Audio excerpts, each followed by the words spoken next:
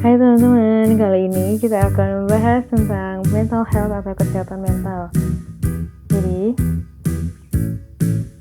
yang pertama adalah sebenarnya apa sih itu konsep sehat? Jadi menurut WHO, sehat adalah keadaan sempurna baik fisik, mental maupun sosial, bukan hanya sekedar terbebas dari penyakit atau cacat.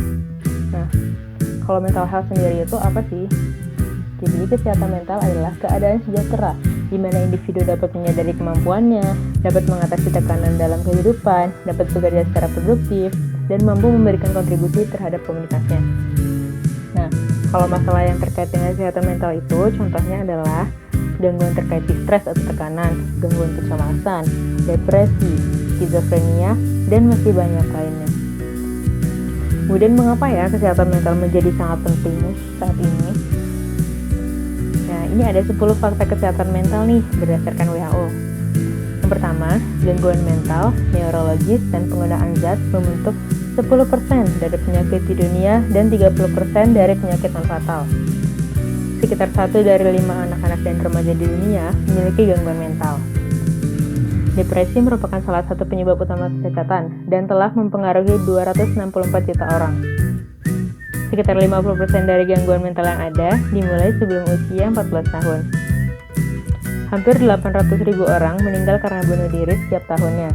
1 orang meninggal karena bunuh diri setiap 40 detik. Bunuh diri ini merupakan penyebab utama kematian posisi kedua pada individu yang berusia 15-29 tahun. Sekitar 1 dari 9 orang di daerah yang terkena konflik memiliki gangguan mental sedang atau berat. Orang dengan gangguan mental yang parah meninggal 10 hingga 20 tahun lebih awal dari populasi pada umumnya. Tenaga kesehatan mental di dunia jumlahnya bervariasi. Kalau di negara berpenghasilan rendah, tenaga kesehatan mental hanya ada di bawah 2 per 100.000 penduduk. Sedangkan pada negara berpenghasilan tinggi, jumlah tenaganya bisa mencapai hingga lebih dari 70 per 100.000 penduduk. Kalau di Indonesia sendiri gimana? Jadi di Indonesia sendiri hanya ada 600-800 psikiater dan sekitar 1.700 psikolog klinis. Jumlah ini masih terbilang sangat sedikit mengingat penduduk kita yang lebih dari 260 juta jiwa. Dan persebaran tenaga kesehatan mental di Indonesia masih terpusat di Pulau Jawa. Kemudian, dari 139 negara, kurang dari setengahnya melaporkan bahwa mereka telah memiliki kebijakan dan merencanakan kesehatan mental ini sejalan dengan penegakan HAM. Kemudian ekonomi global kehilangan sekitar 1 triliun dolar Amerika per tahunnya dalam produktivitas karena depresi dan kecemasan.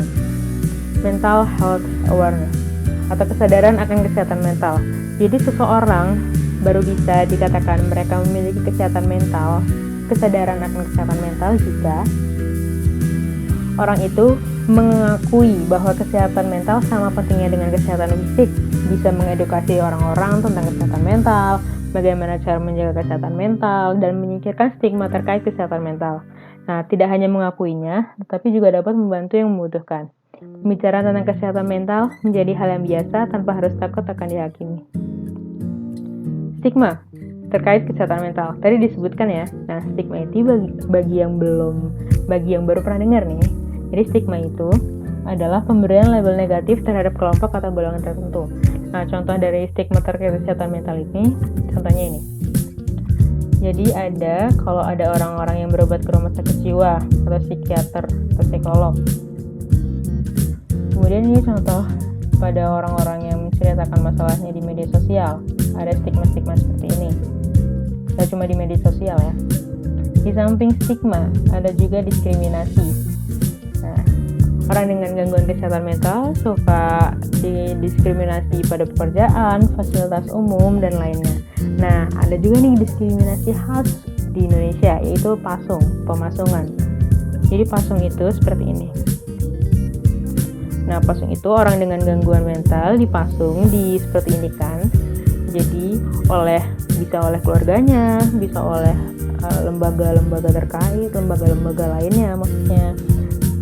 Karena alasan-alasan tertentu seperti mungkin mengganggu atau apa, jadi alasan-alasan lainnya. Nah, tetapi pemasungan ini sebenarnya tidak perlu untuk dilakukan ya, harusnya tidak dilakukan malah karena ini melanggar HAM.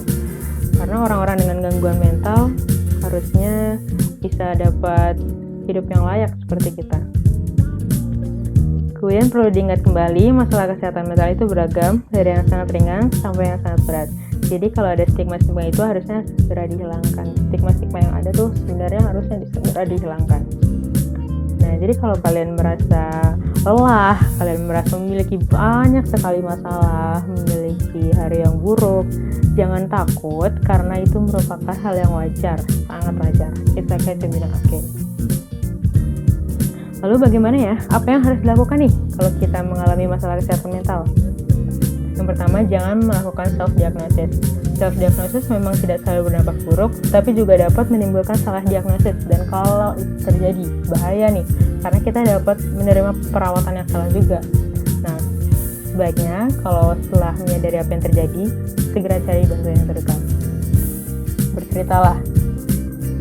Bercerita kepada orang lain ya orang yang kita percaya dapat membuat lebih tenang loh. Kemudian jauhi media sosial. Sehat dari media sosial akan memberi kita kesempatan untuk menikmati momen kehidupan nyata dengan orang yang positif pada kita. Jangan sendirian dan berolahraga. Harus selalu diingat bahwa kita tidak sendiri. Kesepian itu dapat menumbuhkan depresi dan pikiran negatif.